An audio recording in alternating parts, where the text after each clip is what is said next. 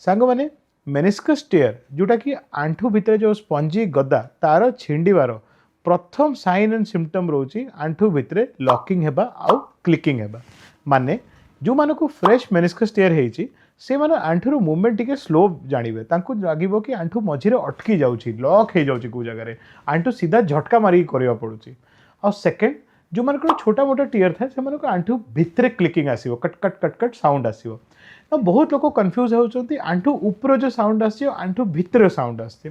आंठू उपरे जो साउंड आसती कॉन्ड्रोमलेशिया पटेला माने चक्की हाड़र घसीबा ता उपरे हमर अलग गोटे वीडियो अच्छी सेटा भी आप देखिपारे बट आंठू भितर जो साउंड आसटा मेनिस्कस टेयर गोटे साइन थाए ना आम जदि मोटा मोटा भाविबा तो मेनिस्कस टेयर दी प्रकार फर्स्ट अच्छी जोटा बयस अनुसार है 50-55 रे और सेकेंड जो है जोटा 20-25 रे खेलिबा टाइम रे है जो टेयरटा डिजेनेरेटिव टेयर माने 50-55 से टाइम रे 99% टाइम ऑपरेशन दरकार नाही आउ आपण सांगे सांगे ऑपरेशन में जीवे भी नहीं।